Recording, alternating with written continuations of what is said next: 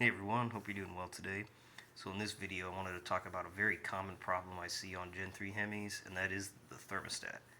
So I'm going to explain what happens and what I did to remedy that issue. So this is a typical thermostat that you will find in a Gen 3 Hemi. This is an aftermarket one, but they for the most part look like this. It's a Motorad, which is a pretty common thermostat. The majority of these are going to be Motorad. This particular one's a 180, but they make a 203. The stock thermostat is a 203, but it looks virtually the same. So what you're gonna do is this is a generally a fix for like an overheat condition, which happens a lot. I see it all the time. So it's going to be in the thermostat housing, which is on the passenger side, usually, at least for the cars, of the front of the engine. So the housing has two 13 millimeter bolts. You will take those off. It's going to be messy, so get ready for that. And then it sits in the water pump on the side, and then you'll just pop that out. Then what you're going to do, or at least what we did, is you cut here and you cut here. You can do that with a Dremel, or you can do that with a some kind of wire cutter, and that will take off all of this metal here, and the guts will come out. So that will basically just leave this outer part here with this middle part, and obviously the gasket. And that's the majority of what you want, is the gasket and this part. That's all you really need, to be honest. Then you can clean up whatever, make sure you don't get any debris back in the engine, and then you just put it back. Make sure you keep the gasket, check it, make sure it's not torn or anything, because you don't want to have a leak and then have to do this again. Generally, these are pretty good, but just make sure it's good so you don't have a leak. Then you put it back in and put it all together, burp it, do what you need to do, and you're done.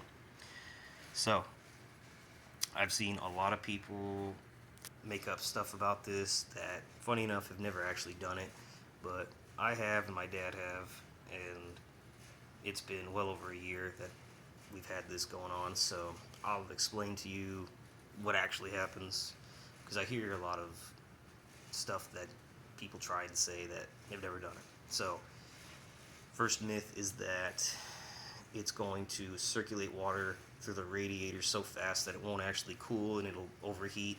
That is incorrect. And then I've heard people say that it'll just continue circulating and it'll never get up to operating temp. That is also incorrect. So the reality is it basically acts like a 180 thermostat, or any cooler thermostat really. So if you were to do this with no tune, it will circulate like normal. It'll be cooler when you're driving on the highway doing highway speeds, which is pretty obvious because you got all the airflow hitting the radiator. So you could see it dropping down to like 180, 185, somewhere in there. And then when you stop and the car's sitting for an extended period of time, then it'll go up and up and up because it's just sitting there with no airflow until the fans come on.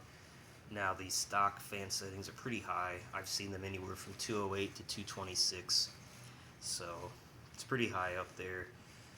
So I would recommend getting a tune after this, at least to adjust the fan settings so that you can have them drop down and be cooler to really benefit from this.